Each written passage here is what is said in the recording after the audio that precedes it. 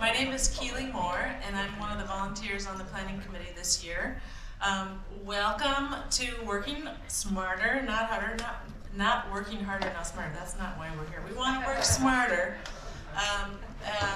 So a couple of notes, just make sure your phones are on silent, and we are lucky here because there's a lunch line right outside the room.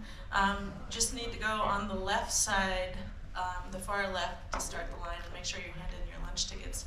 Another thing that's very helpful is if you scan the QR code on the back of your program. It's also, there's links on the website to give feedback on how all the presenters did.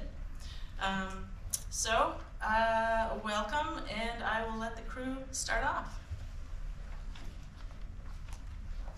All right, good morning, everyone. Thanks for attending our session about hopefully increasing teamwork and efficiency on passive house projects, multifamily passive house projects in particular.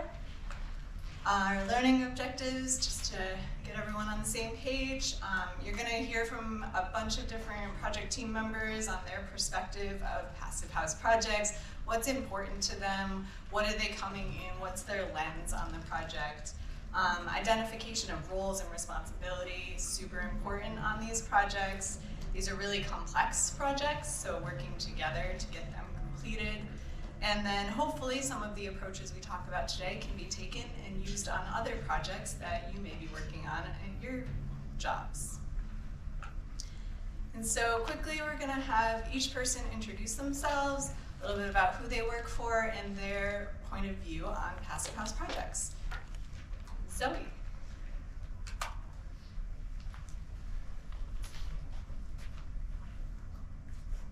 Thanks. My name is Zoe Weinrobe. I'm the Chief of Real Estate at Two Life Communities, and just a little bit of a background on Two Life. We're a somewhat unique organization in that we're a nonprofit affordable housing developer, owner, property manager, service provider, and we all of our entire portfolio of over 1,600 units is all deeply affordable supportive housing for low-income seniors. So I think we have a unique perspective in terms of the developments that we undertake, in that we're not looking at these projects as just a quick development and move on to the next project. We are really focused on who is living in these communities, how it's going to be to maintain, how it's going to be to provide services over the next 30, 40, 50 years. And when we're looking at projects, we're not just thinking about the first cost of the project. We really also are willing to invest a little bit in the upfront phase of development, knowing it's going to be more cost effective or efficient over time. And partly why we've been so focused on sustainability and passive house as sort of the latest phase in sustainability is that not only are we just concerned about the environment, like I think everybody in this group is, but we also never want the residents of our housing making decisions about paying for food or medicine and heat or air conditioning. So all the utilities are included in all of our properties. So we are, fully benefiting from any kind of energy efficiency measures we're doing in the buildings. So it's a big focus of ours. So just for a little bit of background, we have about two projects that have been passive house design certified. Hopefully they're both finished construction and soon will be fully certified in the next few months. And then we have about 5 passive house projects in various stages of development. And I will say, the process to even get design certified for our first project didn't actually get completed until we were about 12 months or so into construction, but we're getting better with every project. The second project, we actually got certified for design like 6 months before we started construction. So we're getting better and better with every project. And these are just a couple of representative photos of things that we've been really learning over time, where we spend a lot of time thinking about, probably others in this room too, laundry room venting, parapets, a lot of angsting over blower door tests, and I just had gotten a couple of images from these two of our passive house buildings about sort of the over and above kind of measures we're focusing on every day during construction in terms of compartmentalization, air sealing, insulation, etc. And I think as we're going to be talking about today, every Passive Fast project, we're getting better, we're getting faster, and the team, I think, is gelling better and better. And you're just learning as you go, and we're just sort of very hopeful for the future, given that our entire pipeline is on track to be Passive Fast certified. Yeah, I think.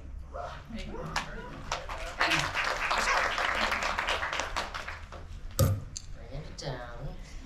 Okay, awesome. Thanks, Zoe. And thanks to all of you for coming to Building Energy Boston. It is awesome to see so many old friends and meet new people. And thanks for coming to our session. I'm Michelle Apigian. I'm with Icon Architecture. I'm a managing principal there. We are a women-owned Boston-based firm that has a mission of empowering community through purposeful design together. And we have, as a part of our commitments to climate, we have 9 CPHCs. We now have 13 projects that are either certified or paperwork is in the final throes. Lower doors have been passed. We have another 10 or so in construction and pre-certified, and many, many more on the board. So we have definitely learned a lot. We are getting better and faster, maybe stronger, I don't know. And so when we come to every project, we want everyone to be fantastic, right? We want it to be all things, to meet all the goals, right? And that includes, it's got to be highly functional. It's got to be easy to use, easy to navigate, easy to operate, right? It's got to perform. We want it to be durable. We want it to be comfortable. We want it to last and be low maintenance and low energy. But we also want it to be beautiful. We want it to be inspiring, right? And so to do all of those things, we have, it really is all about communication. I think at the end of the day, it's constantly about communication from the beginning to the end. Not just how we communicate, but who we're communicating with, how we're tracking that, how we're moving forward based on what we've talked about. So in the design phase, we have to lay the groundwork, and we definitely don't have all the answers. So the team is big, the stakeholders are broad, it's way beyond the client, right? We want to ground every project in this place, right? This community, this climate, this site, this infrastructure, this program, right? And of course, then there's zoning and all the other practicalities that come into play. And so to do that, we want to ask a lot of questions, we want to try to learn, and we want to focus on how does orientation matter? How does the volume and the decisions, the choices that we make early on impact matter? And we now can do that and have been doing that through feasibility studies using WUFI, and thanks to the Mass Save program for incenting those feasibility studies. I think we've got several dozen at this point. And they're all different building types, and they're not all new construction. And they tell us a lot, not only about how to be smart, but also they help us talk to our client about, do we really need the continuous insulation? Look what happens when we don't have it. Do we really need triple glazed windows? Look what happens if we only use, double panes. And so we can actually have informed decisions that help set really the playing field, right? And once it's established, then we go into documentation. There's a ton of coordination. There's a ton of decisions yet to be made, right? And we've got to figure out how everything's getting routed. We've got to maintain continuity, but that boundary is like everything. What's in it? What's out of it? Is the trash in? Is the trash out? Is the laundry in? Is the laundry out? Are we transitioning parts of the first floor? Because every one of those decisions is a detail that we've got to describe in multiple ways and make sure that ultimately when we get into construction, the builder understands, and all of the subcontractors in every trade that touches that detail understand this is the order, this is the sequence. And so the communication, the dialogue, and the design really does continue, because the intention is what's in the documents and the scope, but not the full how-to. And so we work together through the how-to with the rater, with the verifier team, with the, whoever's out there on site, Every champion, every other set of eyes is great. That's what we need. Ultimately to test and to evaluate and to execute what we've been trying to accomplish. And so that is why the panel has every player, and not even, but a good handful of us, and it's all about that team effort. And with that, I will turn it over to James. I'm turning it over to James.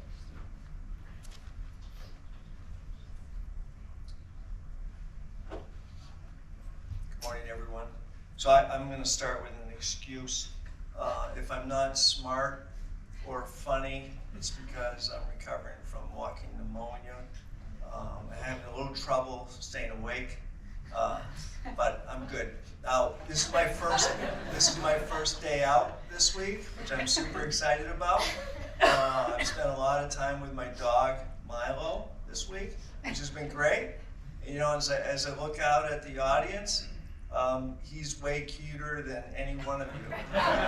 So that's been fun. I'm going to set my timer. I should set 5 minutes because I'm an engineer. I just chatting, learned that we've been doing passive house projects for 15 years now. And so we're an MEP FP firm, 25 people, and we've been working super hard.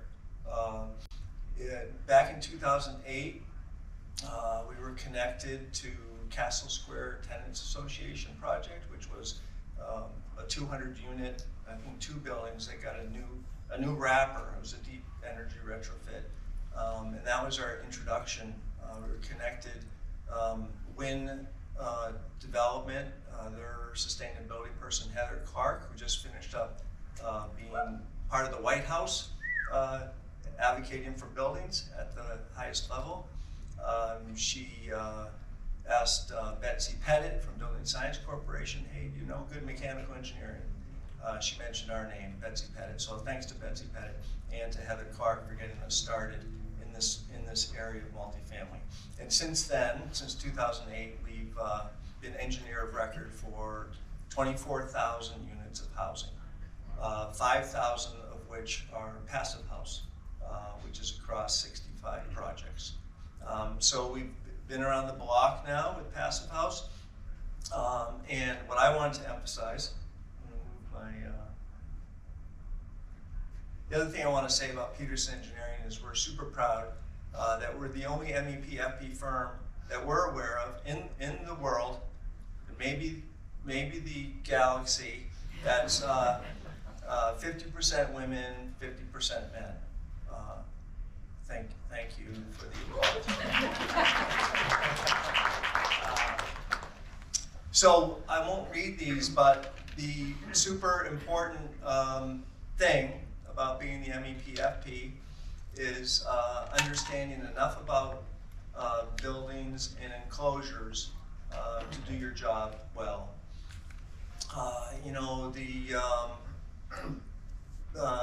The way to impact the heating and cooling load is with the enclosure. You don't impact that with the heating and cooling system. So the HVAC engineer should really be concerned with the enclosure and have some knowledge about the enclosure.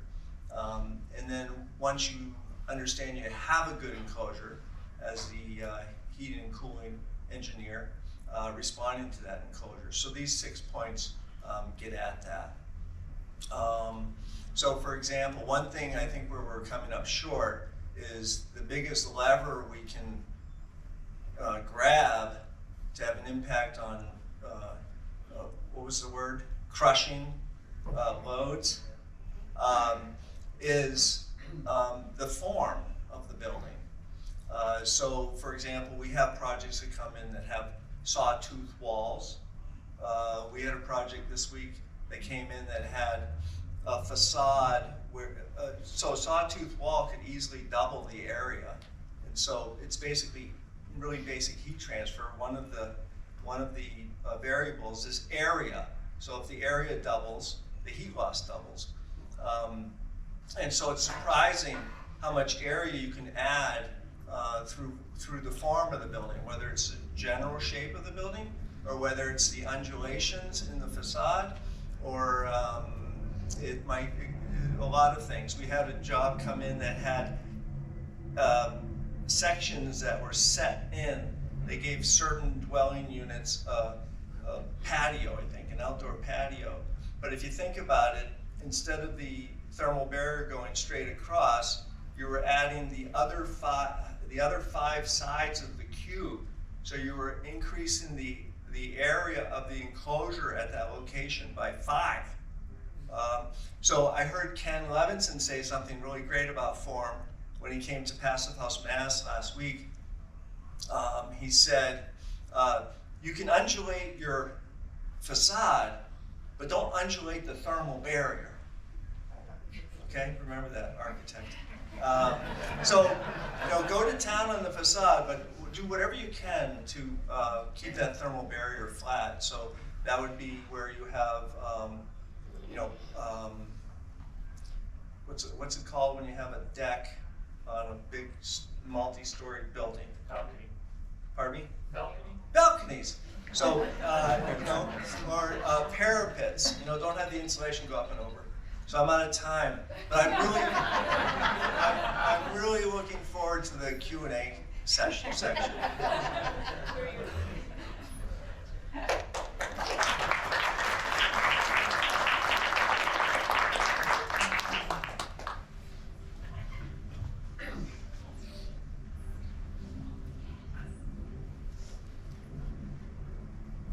Morning, everyone. Welcome to NESEA 25. My name is Moses Cordeiro, and I'm a senior superintendent with Delbrook JKS for the past 20 plus years, working on a wide variety of project types. And I should have probably listened to Ben and gave him an updated photo for the slides. Well, I don't have walking pneumonia. I might get a call from my project manager. So pardon my phone. We're in the middle of getting ready for a whole building blower door test on Monday. So hopefully we do well. We shall see. Never a dull moment in construction and our industry as we continue to grow and develop new and interesting technologies that we have to adapt with, and especially in the multifamily house market. Thanks everyone for having me. It's an honor to be part of this panel. I will say that Ashley and the new ecology team have done a great job of representing just about every key component to a successful passive house team.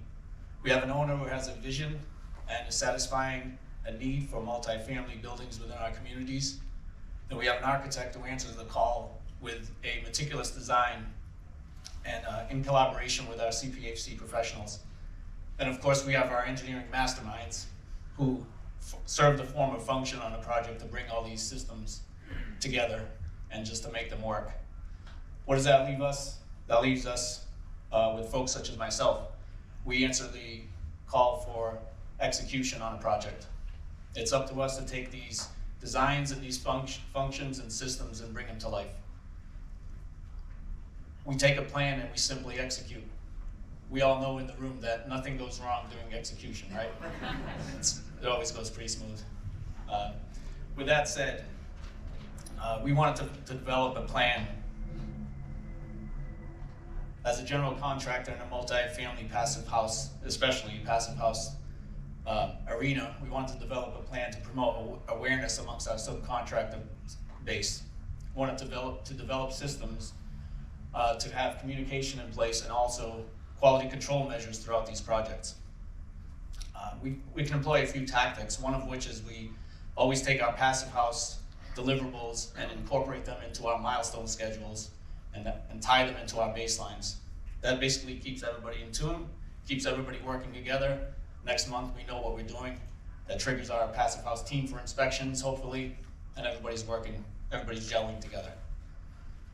We create inclusion as well with our CPHC professionals and invite them into our project management software, which is key because that keeps them going along with us for the ride.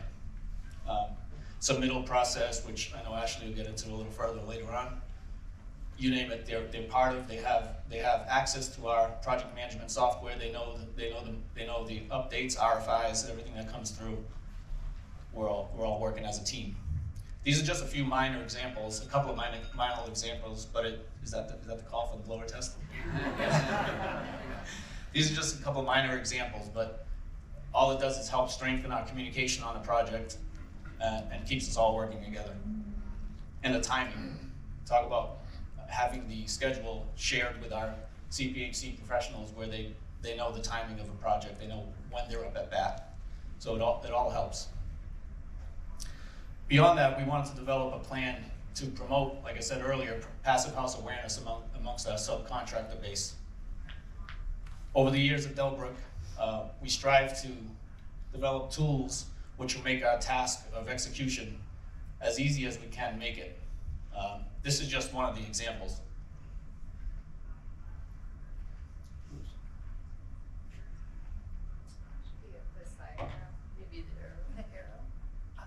There you go. Thank you. Through lessons learned and with the help of our CPHC professionals, we developed a passive house guide, which can be used in a variety of ways throughout our projects.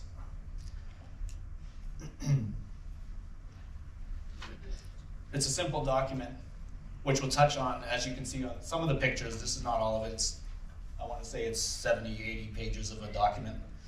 We touch on various details throughout the project where anybody can look back on this and also use it as a learning tool.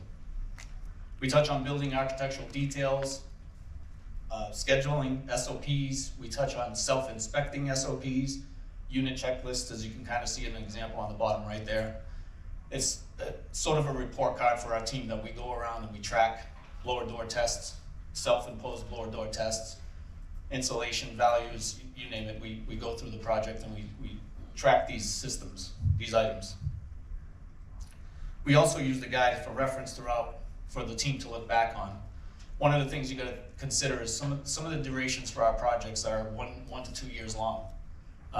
And some of our team members, once they're completed, they're on to another project. They can use this guide to look back on and to answer the question, what did we do there? How did we treat this? Whether it's AVB, quality control measures, or it's a simple sanitary penetration through your vapor barrier up through the slab.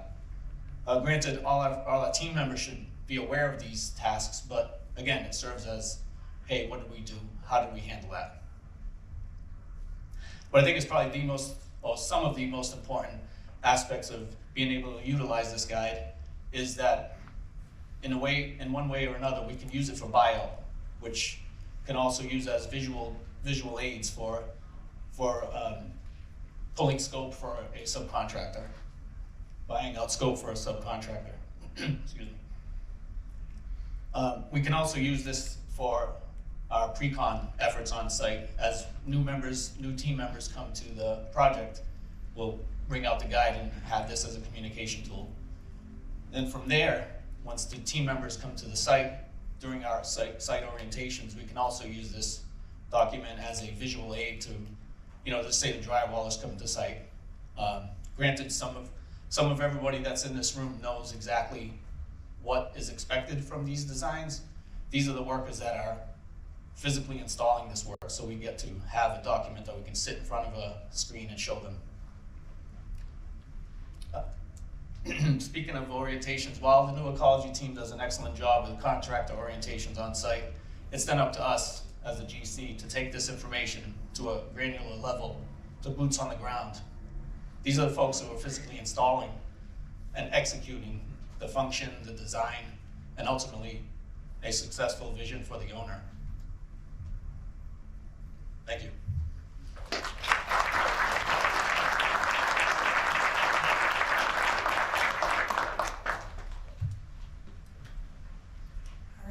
Last. My name is Wisse. I'm the Director of Green Building Services at New Ecology. If you don't know New Ecology, we are a nonprofit mission and vision-based organization. We primarily work on multifamily affordable housing, about 65 people total. We have the Green Building Division, which is primarily new construction and major renovations. We have a decarbonization division and a climate smart communities division. Within the Green Building Services, we have project managers that help usher through the certifications like Passive House. We also have energy modelers and HERS raters and FIAS verifiers that help execute the testing and inspections that are required for the rating systems. So FIAS is complicated, as most of you are probably aware. We have the main FIAS certification, which comes with its numerous checklists and submission requirements and reviews and WFI modeling and all of the information that goes into that WFI model. And then we have the subsequent requirements of additional certifications for Indoor Air Plus, Zero Energy Ready Homes, Energy Star, Water Sense certification.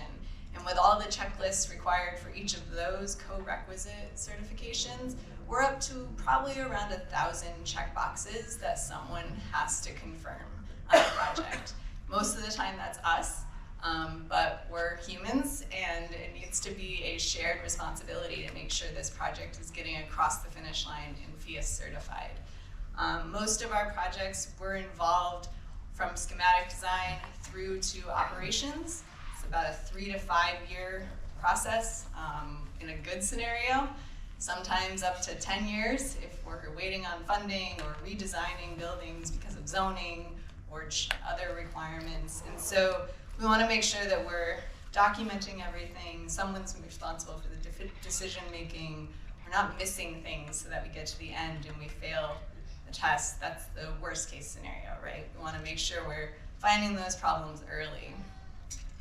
Then layering onto this, if we're building in Boston, we might have to do a LEED certifiable project, so that adds in yet another checklist.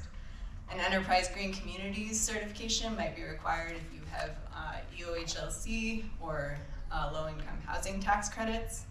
And then general code compliance too. All of these things somewhat align, but are a little bit different. And we need to make sure that we are tracking everything, all of these requirements, and not missing anything. So how do we do that? We make sure that we are in constant communication. Our PMs are there at the center of this little graphic.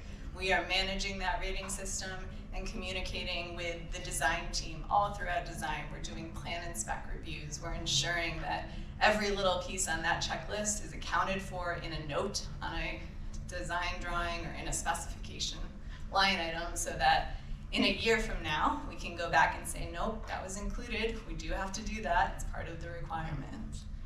We're also interacting with the construction team. Moses mentioned the trainings that we do on site. At the start of every passive house project, we do multiple trainings. We do trainings around how to insulate a building and make sure that the vapor barrier is continuous. We do trainings about how to adequately install the ductwork and air seal so that we can do the duct leakage testing. We do trainings about air sealing testing to make sure that we can do the whole building blower door test and the compartmentalization blower door test and pass. We also have the verifier that is part of our team, and as I mentioned, doing the testing. And then all of that information has to go into the energy model. So if anything changes throughout construction, if something's not available, we have to substitute a material. That has to be put in the energy model and make sure that we still pass. Because the worst case scenario is getting to the end and finding out that something changed and now your WFI model isn't passing. And all of these people need to work together in order to ensure that that project comes out and a certification at the end. So now we're going to talk through some of the tools that we use to ensure this coordination. So we've got a little brief section about the tools that we use on these projects, and then we've got a panel discussion about how we work together and how we increase our efficiency.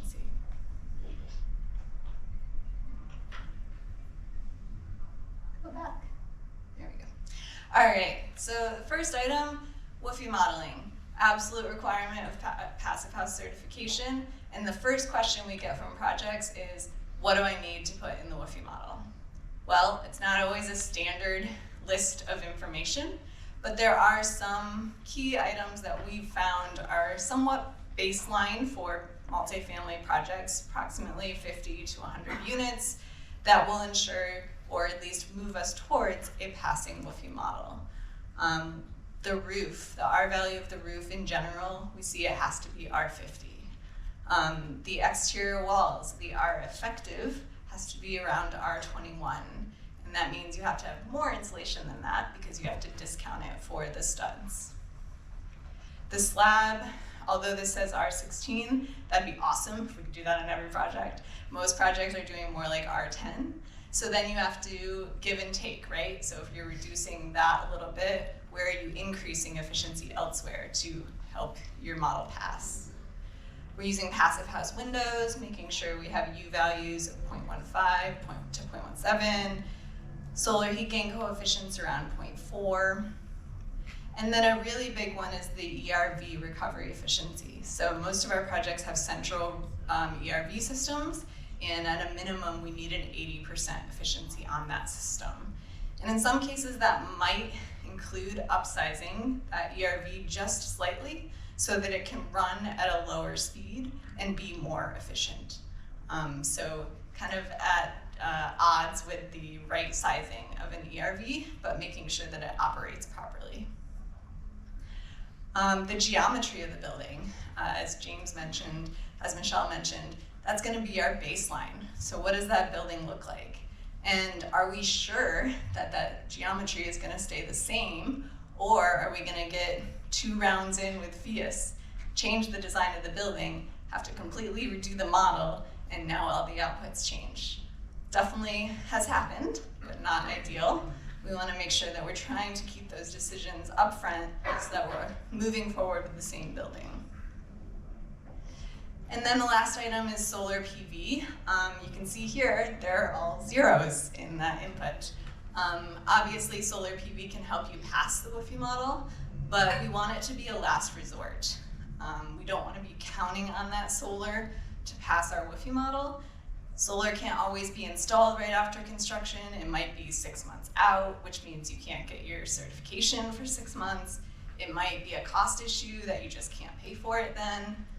So if we can not count on it to pass the model, that's our ideal scenario.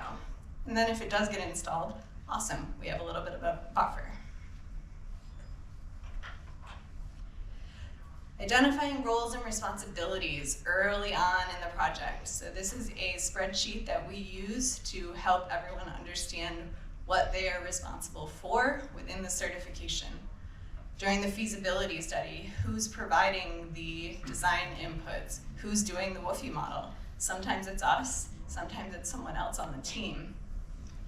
Who's coordinating the review meeting, facilitating that meeting, taking notes, documenting all the decisions that were made so that when we have another meeting in 6 months, you don't have to think back to that one meeting that was just a part of your week. Who's contacting Wisse, getting the project certified, submitting all the documents to Wisse for review, making sure that we meet that deadline for review. And then who's finishing each checklist? Some of the design checklists have to be completed by the sustainability consultant. Some have to be completed by the mechanical engineer, the commissioning agent, the general contractor, making sure that everyone understands which parts of that checklist they have to fill out, when they have to fill it out, and who needs to review it. Speaking of Energy Star checklists in particular, we want to make sure that everyone, if there are multiple sections in a checklist, they're easily identifiable of who needs to fill out which checkboxes. So we have this beautiful color coordination of all the different players that need to sign off on something on a checklist, be it the tab contractor, the commissioning agent, manufacturer rep, new ecology, sustainability consultant, or the HVAC subcontractor. It's really important that you read through every item and that they understand the requirement, understand that they have to sign off on it at the end. And now submittals. As it was mentioned before, submittals are a key process to passive house certification. Reviewing the submittals and making sure that nothing gets missed is going to be super important. We want to ensure that there's direct distribution from an online platform if you're using one, like Procore or Newforma. Everyone ideally should be copied on every submittal. I don't know how many times I've opened a submittal and been think, oh, this doesn't have any passive house information in it, just to find a hidden sealant or a filter on page 52. So we certainly don't want those things to get missed. Submittal protocols, conventions on naming. Like I said, ideally we want to name those things so that we understand everything that's in the submittal and know to review the whole thing for passive house requirements. And who's going to organize the submittals? In general, in our experience, the architect is taking all of the comments and submitting them back to the GC, just so it's in one document rather than 7 emails coming in with comments. And who's going to indicate high priority items? You know, we might agree on a 2-week turnaround, but we all know that there are things that need to be ordered now, and who's going to make sure that we respond to that as fast as possible, understanding that we're all human and not robots. The CPHC, be that us or someone else, needs to review all the submittals. As we mentioned, information can be hidden. And then documenting, saving everything in a place that can be found later so that we have all the information to submit to VIAS. We have all the backup documentation when they're asking us questions during that certification review, and we can provide all the backup information and get that certification completed. We also have this submittal cover sheet that we like to give out to our projects. It has the logos of a lot of the things that we're looking for. So hopefully it can be a quick reference guide when they're looking through a submittal. Oh, I see that FSC certification logo, or oh, I see the HPD certification logo. And even if they don't fully fill this out, we have some teams that use this religiously, some teams that literally write the name of the material in a checkbox. And that's fine. It tells me that something in that submittal has a certification that I'm looking for, and I need to pay close attention and find that. This particular one is kind of skewed towards lead requirements, if you need the product costs in order to do a calculation for lead. But a lot of these certifications in here also coincide with the requirements of a passive house certification. Indoor Air Plus requires things like VOCs, and all of the requirements are also part of the passive house process. This is not meant to be read. Don't try to read the small text. It's more for the color coding aspect of it. So this is an example of our internal submittal phase documentation review. So the blue ones are good. We've reviewed them. They meet all the passive house items. We've sent our comments back and told them that it's all good. We can move forward with that product. The yellow ones are, we need more information. Maybe a data sheet was missing. Maybe a VOC number was missing. Maybe we don't have manufacturer information. The red ones, something's wrong. Something's not meeting passive house. It needs to be changed. It needs to be substituted. We can't move forward until we get that addressed. And making sure that we have a clear process for documenting this ensures, again, we're not missing something. Hopefully we get things addressed as quickly as possible. Coordination of site visits. As Moses stated, we really like to make sure that all of our site visits, inspections, tests, and verification items are included in the master Gantt chart for that project. So we need to see the mock-up, making sure that we're getting called when the mock-up is ready.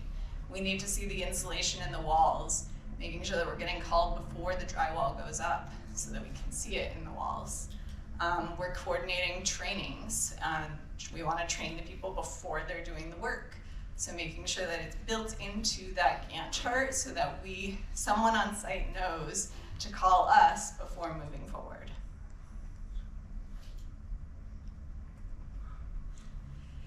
And then general soft cost. Obviously everyone wants to do these projects for the least amount of money, which is always a give and take on these projects.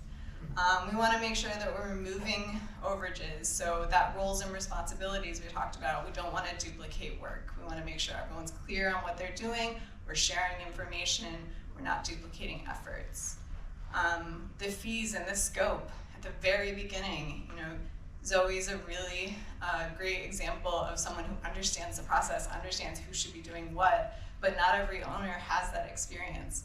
So helping them understand who's going to take responsibility for each task and how, if they're paying for it, that they're not paying multiple people for it.